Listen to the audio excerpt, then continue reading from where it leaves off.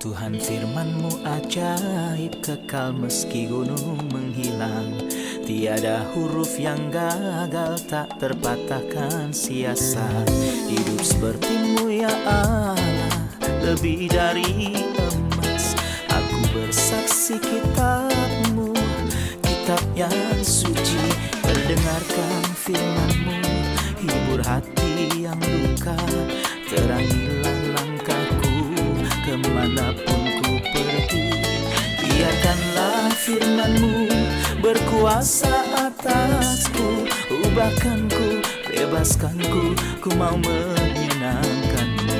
Tuhan firman-Mu ajaib, kekal meski gunung menghilang. Ubah dan bebaskan aku, mau menyenangkan-Mu.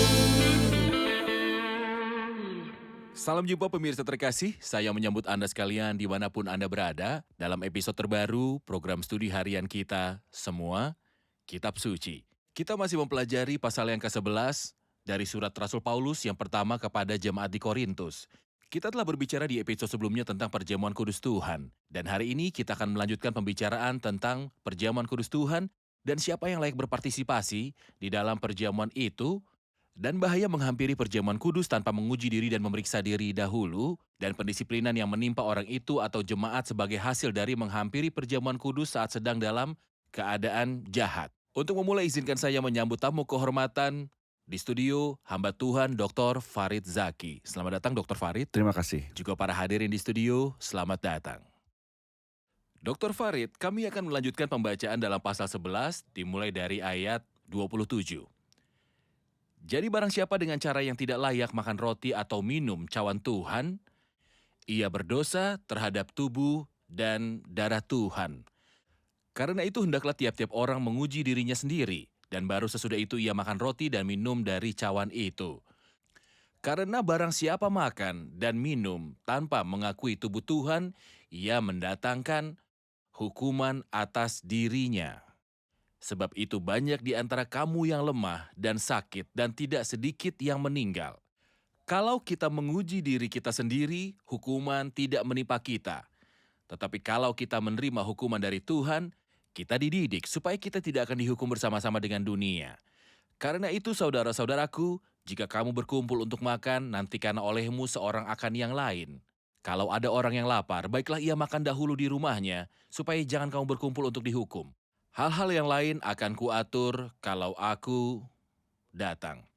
Saya ingin sebuah komentar tentang ayat 27 Dr. David.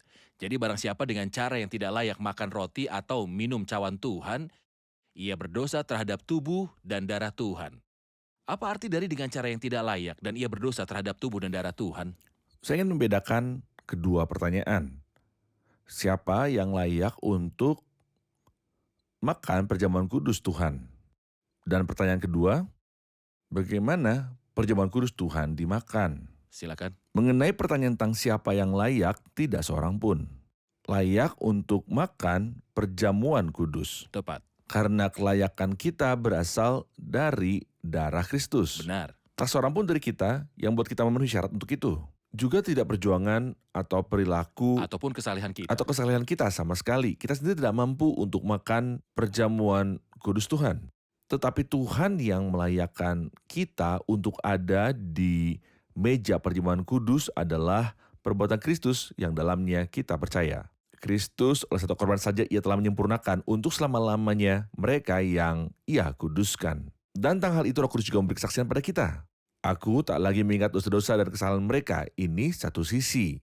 Namun di sisi yang lainnya adalah bagaimana orang percaya yang telah memenuhi syarat oleh darah Kristus melangkah untuk makan perjamuan kudus Tuhan, dapatkah ia melangkah dengan kesombongan dan tidak hormat untuk makannya? Dapatkah ia datang dengan keadaan rohani yang tidak benar dan dengan perkataan yang tidak terdisiplin, atau tempat ia duduk adalah tempat yang tidak pantas? Apakah diperbolehkan bahwa seorang dalam keadaan ini datang dan makan perjamuan kudus Tuhan? Dan bagaimana setelah pertemuan itu? Haruskah saya makan perjamuan kudus Tuhan yang ada di hadapan saya, sementara saya tidak fokus bahkan saat pun setelah pertemuan tentang pernyataan Kristus bagi saya? dan tidak berpartisipasi dalam nyanyian serta pikiran melayang-layang atau memikirkan tentang siapa yang keluar atau masuk. Jika saya dalam keadaan ini, maka saya makan dan minum dalam keadaan yang tidak layak. Mengapa? Tanpa mengakui tubuh Tuhan. Apakah itu artinya? Itu berarti bahwa saya tidak mampu mengakui bahwa roti dan cawan yang ada di depan saya adalah sesuatu yang lebih besar daripada itu. Itu tubuh Tuhan yang telah dipersembahkan diserahkan demi kepentingan saya. Saya tidak mampu menyadari nilai sebenarnya dari tindakan yang terjadi di kayu salib. Benar. Anda juga telah bertanya kepada saya tentang kata bersalah. Benar sekali. Kata ini perlu penjelasan. Apakah arti dari kata bersalah di sini? Kata ini sangat serius. Seseorang yang disebut bersalah dan dalam hal-hal yang paling kudus, yaitu tubuh dan darah Tuhan. Apa arti mendatangkan hukuman? Bersalah artinya menghina tubuh Tuhan, melakukan suatu dosa terhadap tubuh dan darah Tuhan. Dan di sini kita sedang membicarakan tentang seseorang yang bukan orang percaya, melainkan ia sedang membicarakan tentang orang percaya sejati, yang datang ke perjamuan kudus dan makan perjamuan sementara ada dosa di dalam hidupnya. Seseorang yang memiliki suatu kejahatan dalam hidupnya dan ia belum menyingkirkan, dan datang ke perjamuan kudus dan makan perjamuan. Lalu ia melakukan kejahatan yang sama lagi pada hari kedua dan ketiga dan ia terus melakukannya. Alkitab memberitahu bahwa ia bersalah terhadap tubuh dan darah Tuhan. Dan ini membutuhkan suatu pendisiplinan dari Tuhan seperti akan kita lihat dalam ayat-ayat berikut. Itu adalah penghinaan terhadap tubuh dan darah Tuhan. Dan ini adalah arti Sebuah dari arti penghinaan terhadap pertamanya. tindakan Kristus. Ini adalah arti pertamanya, bersalah artinya menghina tubuh Tuhan. Benar. Kita rehat sejenak dan kembali untuk menjawab pertanyaan hadirin. Pemirsa terkasih, kami akan segera kembali setelah rehat. Berkuasa atasku, ubahkanku, bebaskanku, ku mau menyenangkanmu. Tuhan firman-Mu ajaib, kekal meskipun ubah dan bebaskan aku, mau menyenangkanmu. Kami telah kembali pemirsa terkasih untuk menjawab pertanyaan dari hadirin di studio. Saya mau bertanya, dalam ayat 28 ia berkata, karena itu hendaklah tiap-tiap orang menguji dirinya sendiri dan baru sesudah itu ia makan roti dan minum dari cawan itu. Jadi jika seseorang menguji dirinya dan berhasil menguji diri sendiri, ia akan makan perjamuan kudus. Bagaimana jika ia gagal dalam pengujian diri ini? Jika seseorang gagal, akankah ia makan perjamuan kudus atau tidak? Bila saya menguji diri dan menemukan bahwa saya mempunyai sesuatu yang salah, apakah yang harus saya lakukan? Izinkan saya menjelaskan arti dari pengujian diri. Silakan. Itu berarti mengevaluasi diri dalam pandangan kekudusan Allah. Dalam pandangan firman Allah. Oke? Ketika orang tulus manapun menguji dirinya di hadapan firman Allah yang menunjukkan kekudusan Allah, akankah ia menemukan bahwa ia layak atau tidak? Ia tidak layak pada umumnya. Orang tulus manapun akan mendapati bahwa ia tidak layak dan ia akan menemukan bahwa ia penuh dengan cela. Jadi apakah selanjutnya? Apa yang akan dia lakukan selanjutnya? Ia akan mengakui ketidakmampuannya dan ketidaklayakannya di hadapan Allah. Begitu orang itu menyadari fakta ini, Tuhan, aku tidak layak apapun dengan kemampuanku sendiri. Tanpa kasih karunia-Mu, aku tidak mempunyai hak untuk makan perjamuan. Namun aku bersyukur atas kasih karunia-Mu. Pada titik itu, Tuhan dengan segera berkata kepadaku, engkau telah mengenal kebenaran tentang dirimu sendiri dan engkau tidak lagi tertipu. Dengan berpikir bahwa engkau baik padahal sebenarnya engkau tidak baik.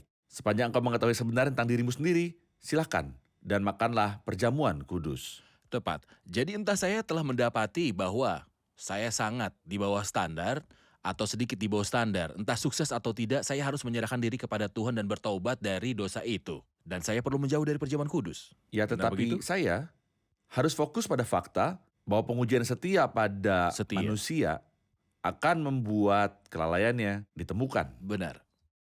Sebagai kelanjutan pembicaraan ini, setelah pengujian tentu saja ia berkata, sebab itu banyak di antara kamu yang lemah dan sakit dan tidak sedikit yang meninggal. Itu ayat 30, sebab itu banyak di antara kamu yang lemah dan sakit dan tidak sedikit yang meninggal. Mengapa Dr. Farid? Karena mereka telah makan perjamuan kudus tanpa memeriksa diri sendiri dan tanpa menguji diri sendiri.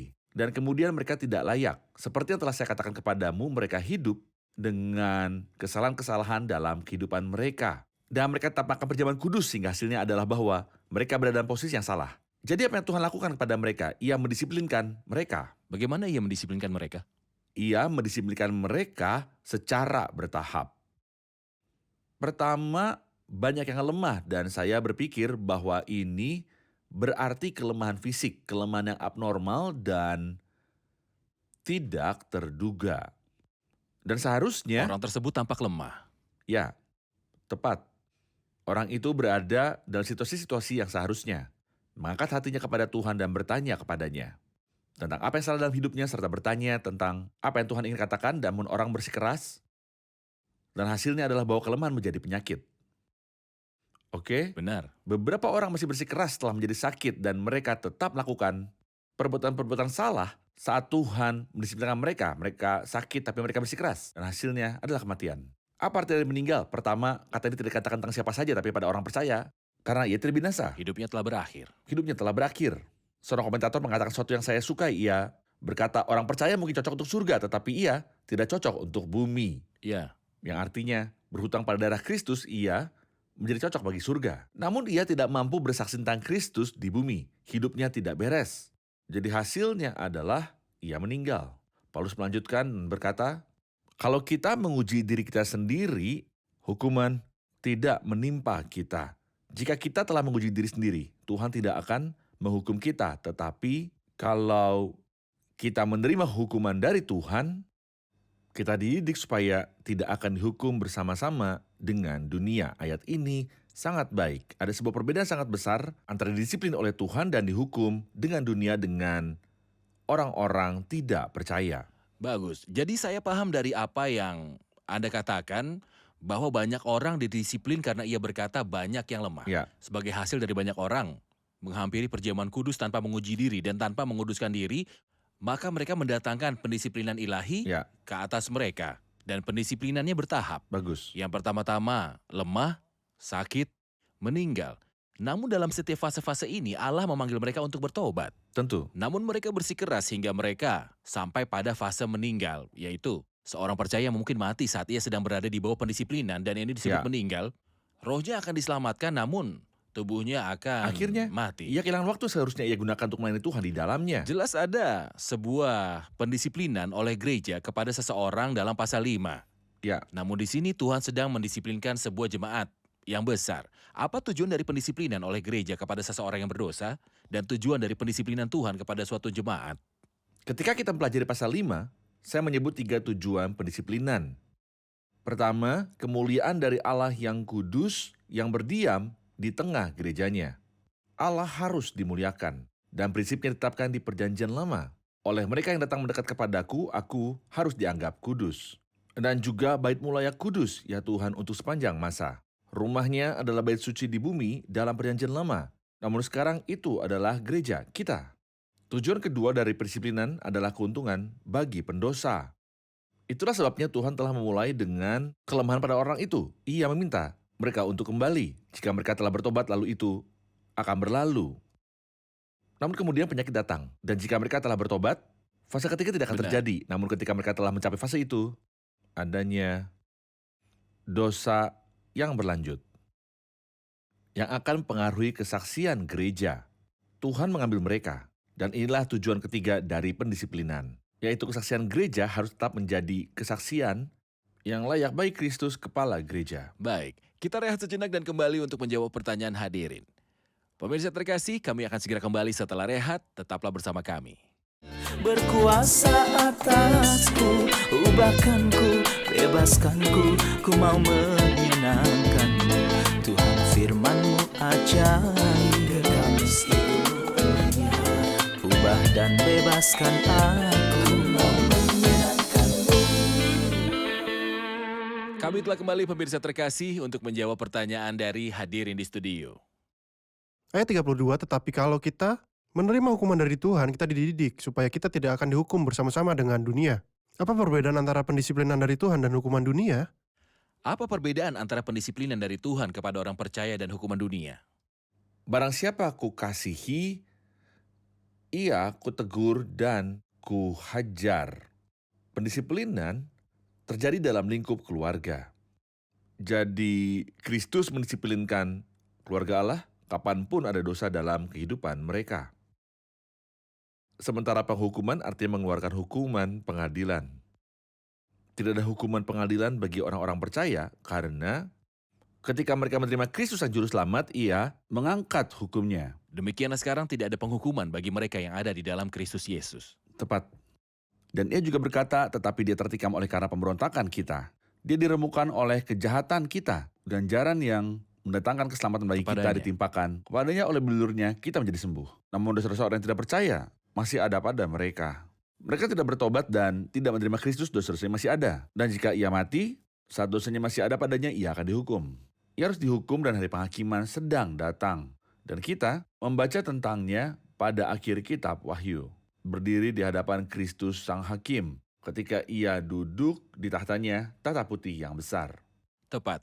Saya ingin mengatakan bahwa pendisiplinan terjadi di antara keluarga Allah, namun hukuman adalah bagi orang jahat di dunia. Di luar keluarga. Di luar keluarga, tepat. Saya ingin mendengar komentar Anda tentang bagian terakhir yang dimulai dari ayat ke-34 atau dari ayat 33. Karena itu saudara-saudaraku, jika kamu berkumpul untuk makan, nantikanlah olehmu seorang akan yang lain. Kalau ada orang yang lapar, baiklah ia makan dahulu di rumahnya, supaya jangan kamu berkumpul untuk dihukum. Hal-hal yang lain akan kuatur kalau aku datang.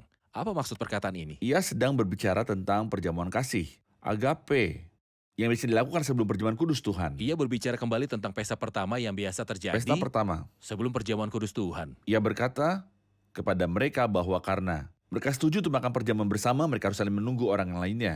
Karena seperti yang telah saya katakan, problemnya adalah bahwa seseorang biasa mendahului dan makan terlalu banyak serta makan makanan orang lain. Dan seorang yang lain biasa minum anggur dan menjadi mabuk. Jadi ia memberitahu mereka untuk menunggu satu sama lainnya. Dan jika seseorang lapar, ia harus makan di rumahnya. Kalau ada orang lapar, baiklah ia makan dahulu di rumahnya. Di sini yang dimaksud bukan makan perjamuan kudus Tuhan, melainkan makan malam biasa. Supaya jangan kamu berkumpul untuk dihukum, dan di sini ia mengalihkan pembicaraan kepada perjamuan kudus Tuhan. Karena melakukan sesuatu yang salah dalam acara makan pertama akan membuat mereka masuk ke perjamuan kudus Tuhan. Dengan Dan keadaan itulah yang yang terjadi pada waktu itu. tidaklah pantas. Bagaimana seseorang yang tidak sadar akibat mabuk akan duduk dan makan dalam perjamuan Tepat. kudus Tuhan. Tepat. Seakan mereka akan mendatangkan hukuman atas diri sendiri. Dan ini memberitahu kita sesuatu, Dr. Farid, mengenai segala hal sebelum perjamuan kudus. Di sini kesalahannya ada di dalam pesta kasih yang menuntun kepada kesalahan dalam Di perjamuan perjamuan kudus. kudus. Segala hal yang terjadi sebelum perjamuan kudus, misalnya jika saya di rumah dan saya datang ke perjamuan kudus, atau jika saya naik bus saya datang ke perjamuan kudus, atau jika saya di rumah saya datang ke perjamuan kudus. Saya harus berhati-hati saat melakukan apapun sebelum perjamuan kudus karena itu sangat sensitif. Karena jika saya Saya harus terkendali menyetir saat dan melakukannya. pergi ke perjamuan itu untuk memecah-mecahkan roti, lalu saya bertikai dengan pengendara mobil lain di sebelah saya dan kami berdua saling membentak, tentunya saya tidak akan mampu memecah roti saat saya sedang kacau seperti Benar. itu. Jadi kita harus berhati-hati selama saat-saat sebelum perjamuan kudus karena setan mengibarkan bendera peperangan melawan kita Benar. untuk mengganggu kita. Terima kasih banyak Dr. Farid. Kita simpulkan episode ini bersama hadirin. Saya ingin mendengar sebuah komentar tentang ayat 29 karena barang siapa makan dan minum tanpa mengakui tubuh Tuhan, ia mendatangkan hukuman atas dirinya. Apa arti dari ayat ini? Orang yang makan dan minum dalam keadaan yang tidak layak adalah orang-orang yang makan dan minum perjamuan kudus tanpa menguji dan memeriksa dirinya dahulu atau membereskan dosa manapun dalam hidupnya.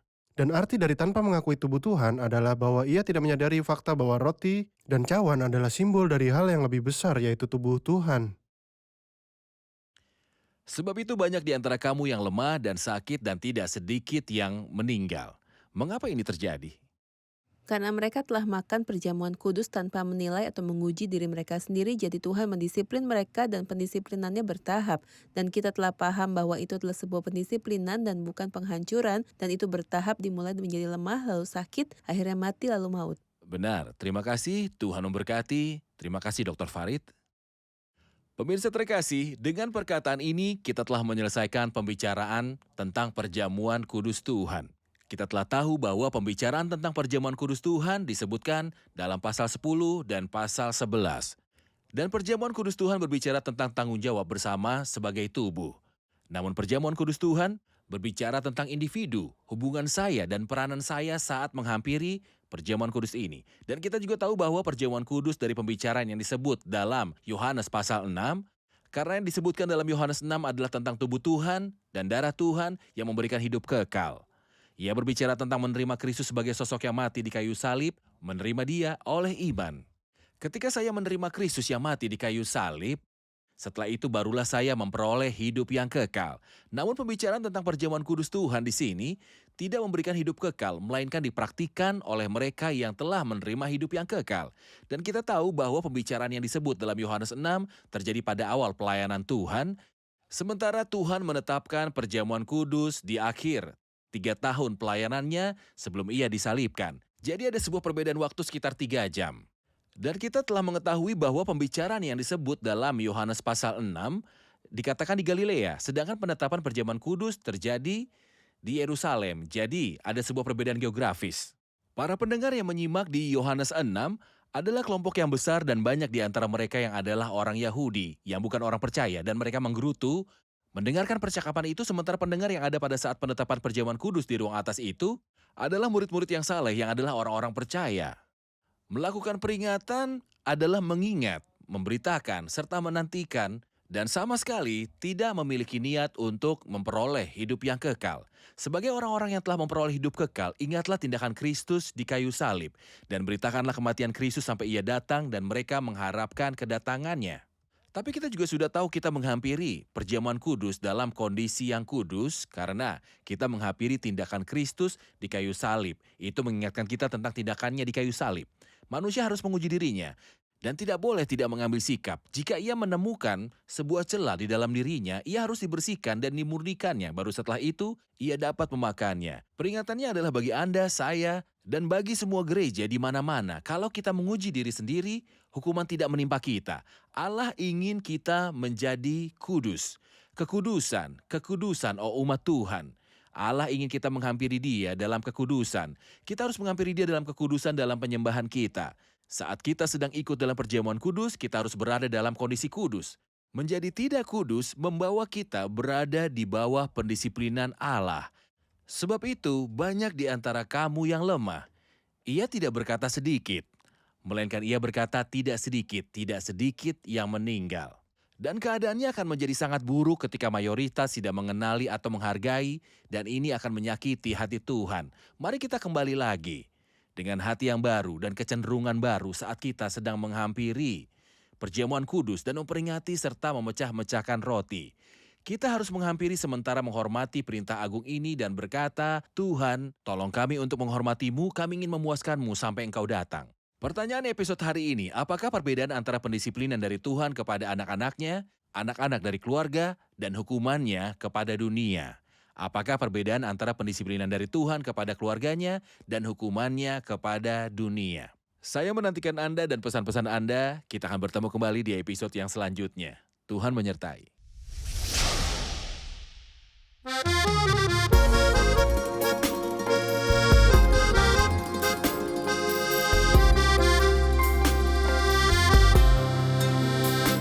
ربي في حضنك روحي تستريح وتهدأ إذ فديت الروح بالدم الكريم يا حبيب الروح روحي فيك دوما تهنأ يا هناء الروح يا خل الحميم يا هناء الروح يا خل الحميم يا حبيبي يا فدائي يا طبيبي يا دوائي يا حياتي يا غذائي يا هناء الروح يا ربي يسوع يا هناء الروح يا ربي يسوع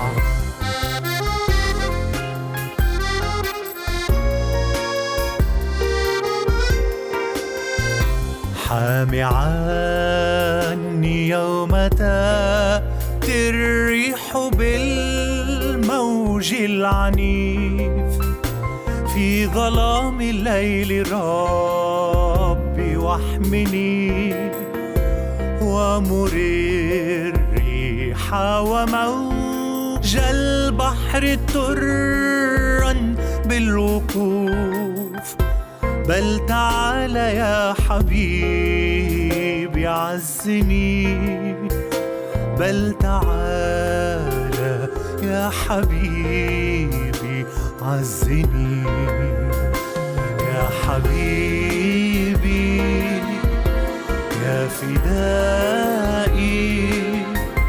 يا طبيبي يا دوائي يا حياتي يا غذائي يا هناء الروح يا ربي يسوع يا هناء الروح يا ربي يسوع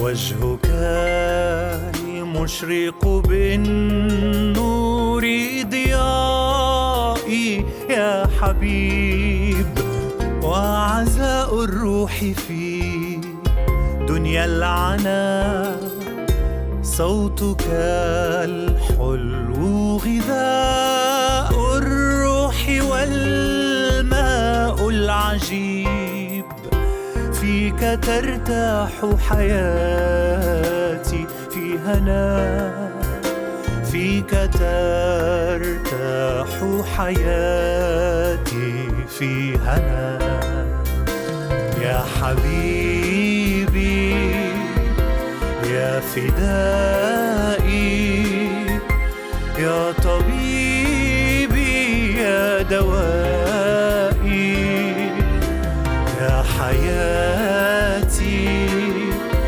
يا غذائي يا هناء الروح يا ربي يسوع يا هناء الروح يا ربي يسوع